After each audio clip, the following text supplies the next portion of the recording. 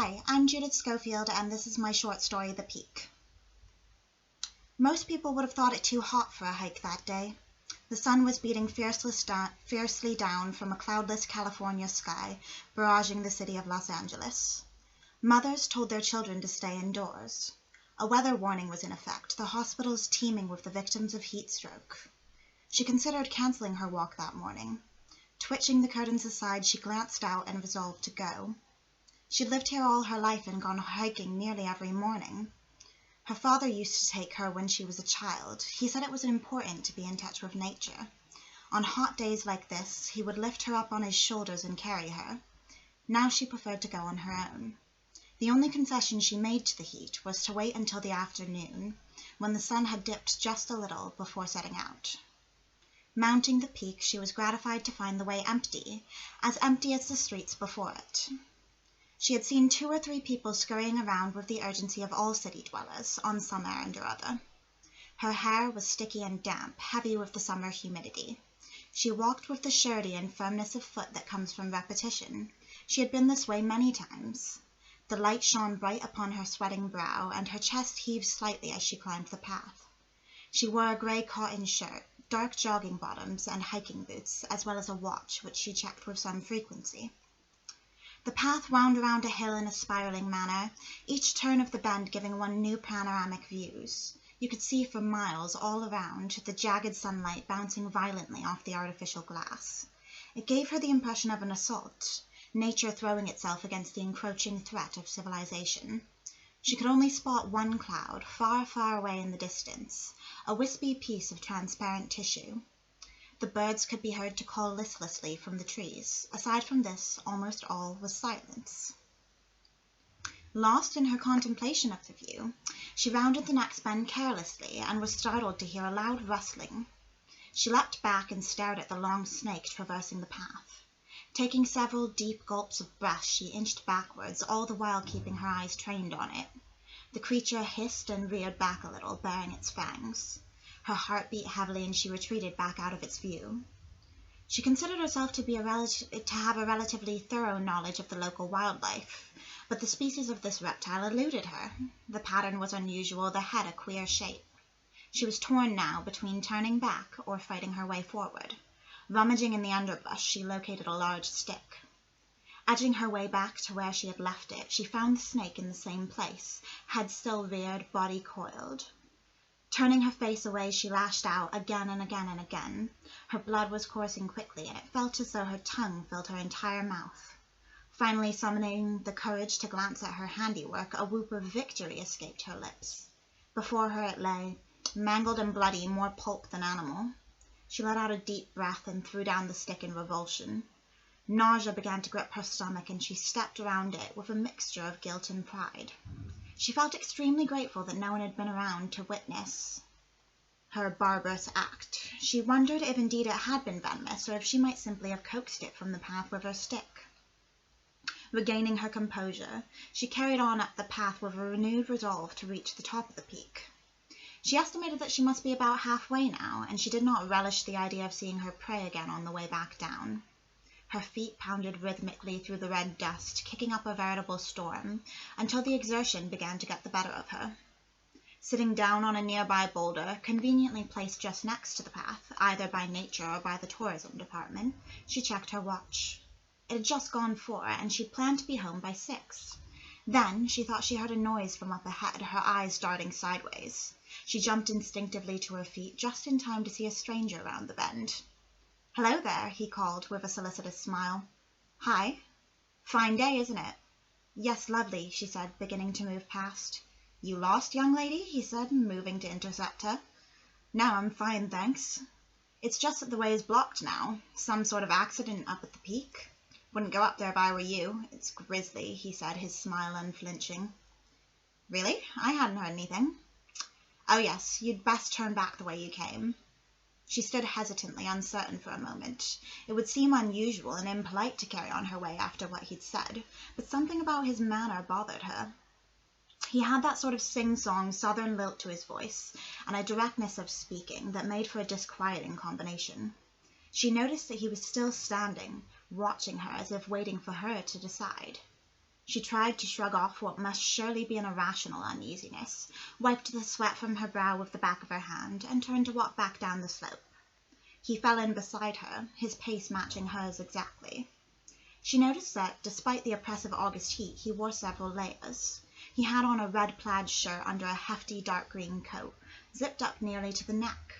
When he glanced at her, he scratched his beard, a great, sprawling, unkempt thing that seemed to cover 3/4 of his face. "You walk this way often?" "Sometimes," she replied. "I could swear I've seen you out here before. Most mornings, I'd wager." "Maybe. I don't remember seeing you." "I'm quiet, me. Keep myself to myself," he said with a self-affirming bob of his head. The sun was getting lower now. She tried to sneak another glance at her watch. "What's your name, young lady?" "Abigail," she said quickly. "Abby, that's a beautiful name. My first wife was an Abby. She passed some time back. Bad case of the flu, would you believe it?" "That's terrible." "That's what happens when you get to be my age. A strong wind will blow you right over." They were still a long way from the bottom of the hill, or before the path would diverge in any way. He was staring at her, as if waiting for a response, as though she had missed some cue. "How old do you reckon I am, then?" he asked conversationally. "I don't know." "Come on now, you must have a guess. I wouldn't place you a day over 20. Go on, am I right?" "No, actually, I'm 26. "No kidding. Guess my eyes are going a bit too." "How about me, then?" He paused. Again, she kept missing her cues. "Maybe 50? "50? You're not far wrong, I guess. I'm 58. Thought I looked a sight better, though. Never mind." She could feel the perspiration budding all over her skin, but his was visibly dry and pale. She tried to shade her eyes with her palm, suddenly feeling a little lightheaded. "You smoke?" he asked, pulling a pack of menthol Marlboros from inside his pocket. "No, thank you." "You don't smoke, or you don't smoke menthol?" "I smoke, I just don't—" "Good, then you'll have one," he cut in. "You'll like these anyhow. They're the best. 35 years smoking, never needed another brand." He pulled one from the packet, stuck it in his mouth, and lit up. Taking one deep drag for it to catch, he then pulled it from his mouth and offered it to her. She could see the dark stains of his saliva on the filtered tip. However, the longer it hovered in the air between them, the stronger the urge to resolve the tension became. She took it from him, took a small puff, and began to cough. She felt a headache beginning at the base of her skull, emanating from her spine. He was coughing as well, tiny, soft gasps like a baby might make. "Terrible habit. Bit late for me to quit, though." "I suppose. Damage done, so to speak. I'd quit soon before it starts affecting your looks." She grimaced but said nothing. Her eyes were trained firmly upon the path ahead, judging the distance to the bottom. "You know what this place used to be way back when?" "No, I don't." "It used to be a hookup point, where all the kids went after school to have a bit of fun. Can't count the number of times I came up here on a Friday night. I don't expect they do that anymore." "I guess not," she said, nervously fingering the strap of her watch. "If these trees could talk," he said, raising one eyebrow. She intoned noncommittally. Now all his conversation was interspersed with pauses, to take great gulps upon his cigarette, and to emit those disturbing, whooping child coughs. Her cigarette had burned itself most of the way down. She took a final drag and chucked it to the ground. "Awful shame about that girl," he said, licking his cracked lips. "Who?" she asked. "You know, the one up on the peak." "I got there before they put the barriers up." "Terrible thing. It'd take a mighty fall to crack a head open like that." He paused for a series of coughs. "Like a broken egg it was. And her eyes, they were open, like she never even noticed. Her arms and legs, too, all bent out of shape, you know." He stared her full in the face, waiting for her response. She realized that they had stopped walking. She said nothing, her breath sticking unnaturally in her chest. "Such a young girl. Such a waste. Around your age. Just think about it. There you are, off for a nice walk, and then, bam, lights out." "That's awful," she said, taking a tentative step forward. "Makes you wonder, doesn't it? What happened, I mean. Could have fallen, I suppose. But it'd have to be one heck of a fall. You get all sorts around these parts." She replied, quickening her pace. They couldn't be more than 10 minutes from the bottom now, surely. Glancing down, her face blanched and her eyes widened. "What in the hell is that?" he said, looking intently at the dead snake. "It weren't here when I came up." She stammered, I had a bit of a run-in with a snake on my way up. She tried to smile, to shrug it off, but it seemed glassy and discordant. The pain in her head seemed to be approaching the levels of a full-blown migraine. She longed to get home, to have a tall glass of water and some Advil. You got more balls than I thought, he crooned, staring appreciatively at the bloodied reptile. Thanks. They continued down the hill in relative silence now, his eyes trained unwaveringly on her face. She pretended not to notice, alternating between staring at the horizon and checking her watch. When they finally reached the bottom, she felt as if her legs had turned to jelly, as if they might collapse beneath her.